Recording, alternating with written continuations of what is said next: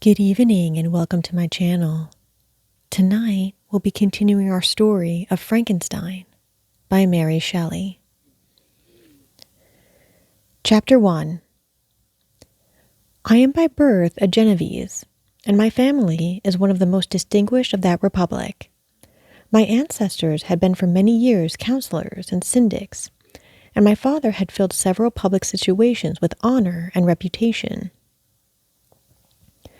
He was respected by all who knew him for his integrity and indefatigable attention to public business. He passed his younger days perpetually occupied by the affairs of his country. A variety of circumstances had prevented his marrying early, nor was it until the decline of life that he became a husband and the father of a family. As the circumstances of his marriage illustrate his character, I cannot refrain from relating them. One of his most intimate friends was a merchant who, from a flourishing state, fell through numerous mischances into poverty. This man, whose name was Beaufort, was of a proud and unbending disposition, and could not bear to live in poverty and oblivion in the same country where he had formerly been distinguished for his rank and magnificence. Having paid his debts, therefore, in the most honorable manner, he retreated with his daughter to the town of Lucerne, where he lived unknown and in wretchedness. My father loved Beaufort with the truest friendship and was deeply grieved by his retreat in these unfortunate circumstances. He bitterly deplored the false pride which led his friend to a conduct so little worthy of the affection that united them. He lost no time in endeavoring to seek him out, with the hope of persuading him to begin the world again through his credit and assistance. Beaufort had taken effectual measures to conceal himself, and it was 10 months before my father discovered his abode. Overjoyed at this discovery, he hastened to the house, which was situated in a mean street near the Ruse. But when he entered, misery and despair alone welcomed him. Beaufort had saved but a very small sum of money from the wreck of his fortunes, but it was sufficient to provide him with sustenance for some months, and in the meantime he hoped to procure some respectable employment in a merchant's house. The interval was consequently spent in inaction. His grief only became more deep and rankling when he had leisure for reflection, and at length it took so fast hold of his mind that at the end of 3 months he lay on a bed of sickness, incapable of any exertion. His daughter attended him with the greatest tenderness, but she saw with despair that their little fund was rapidly decreasing and that there was no other prospect of support. But Caroline Beaufort possessed a mind of an uncommon mold, and her courage rose to support her in her adversity. She procured plain work, she plaited straw, and by various means contrived to earn a pittance scarcely sufficient to support life. Several months passed in this manner. Her father grew worse. Her time was more entirely occupied in attending him. Her means of subsistence decreased, and in the 10th month her father died in her arms, leaving her an orphan and a beggar.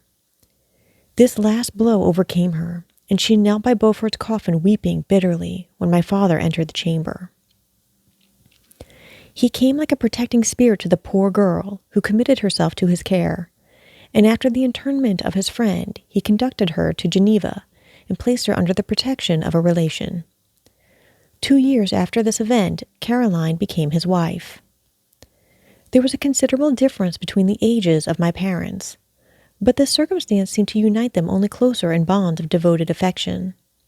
There was a sense of justice in my father's upright mind which rendered it necessary that he should approve highly to love strongly. Perhaps during former years he had suffered from the late discovered unworthiness of one beloved, and so was disposed to set a greater value on tried worth.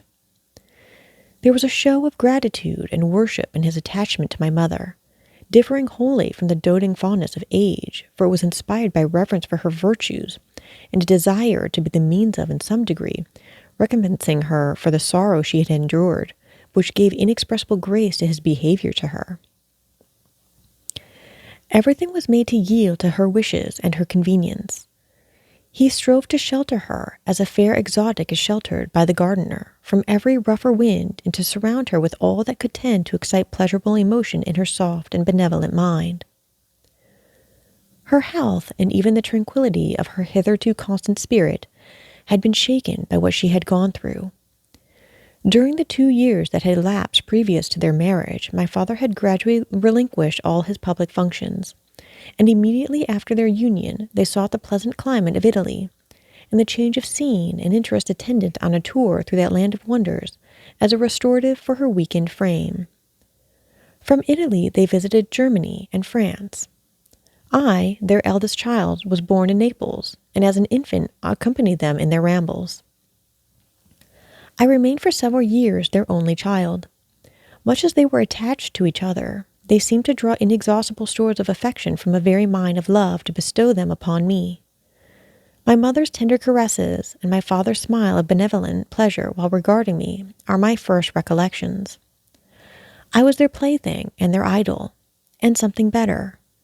Their child, the innocent and helpless creature bestowed on them by heaven, whom to bring up to good, and whose future lot it was in their hands to direct to happiness or misery, according as they fulfilled their duties towards me. With this deep consciousness of what they owed towards the being to which they had given life, added to the active spirit of tenderness that animated both, it may be imagined that while during every hour of my infant life I received a lesson of patience, of charity, and of self-control, I was so guided by a silken cord that all seemed but one train of enjoyment to me. For a long time, I was their only care. My mother had much desired to have a daughter, but I continued their single offspring. When I was about 5 years old, while making an excursion beyond the frontiers of Italy, they passed a week on the shores of the Lake of Como. Their benevolent dispositions often made them enter the cottages of the poor. This, to my mother, was more than a duty. It was a necessity, a passion. Remembering what she had suffered and how she had been relieved, for her to act in her turn the guardian angel to the afflicted. During one of their walks, a poor cot in the foldings of a veil attracted their notice as being singularly disconsolate, while the number of half-closed children gathered about it spoke of penury in its worst shape. One day, when my father had gone to himself to Milan, my mother, accompanied by me, visited this abode. She found a peasant and his wife, hard-working, bent down by care and labor, distributing a scanty meal to 5 hungry babes.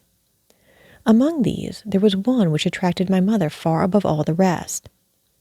She appeared of a different stock. The 4 others were dark-eyed, hardy little vagrants. This child was thin and very fair. Her hair was the brightest living gold, and despite the poverty of her clothing, seemed to set a crown of distinction on her head. Her brow was clear and ample, her blue eyes cloudless, and her lips and the molding of her face so expressive of sensibility and sweetness that none could behold her without looking on her as of a distinct species, a being heaven-sent, a bearing a celestial stamp in all her features. The peasant woman, perceiving that my mother fixed eyes of wonder and admiration on this lovely girl, eagerly communicated her history. She was not her child, but the daughter of a Milanese nobleman. Her mother was a German and had died on giving her birth. The infant had been placed with these good people to nurse. They were better off then.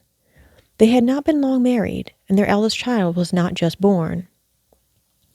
The father of their charge was one of those Italians nursed in the memory of the antique glory of Italy, one among the Schiavi ogni frementi, who exerted himself to obtain the liberty of his country. He became the victim of its weakness. Whether he had died or still lingered in the dungeons of Austria was not known. His property was confiscated. His child became an orphan and a beggar. She continued with her foster parent and bloomed in their rude abode, fairer than a garden rose among dark-leaved brambles.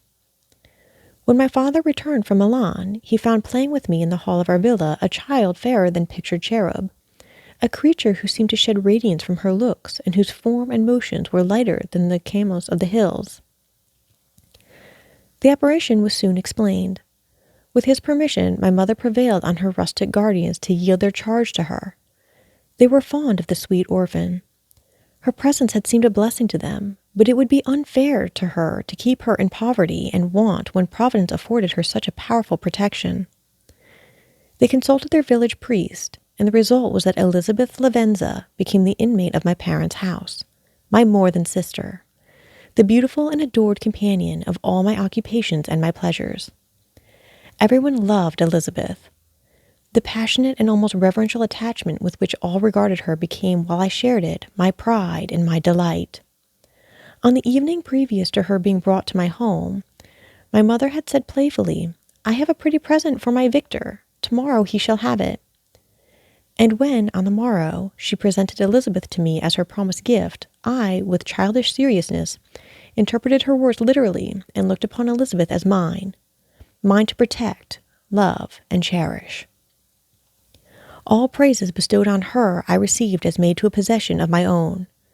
We called each other familiarly by the name of cousin. No word, no expression could body forth the kind of relation in which she stood to me, my more than sister, since till death she was to be mine only. Thus ends Chapter 1 of Frankenstein by Mary Shelley.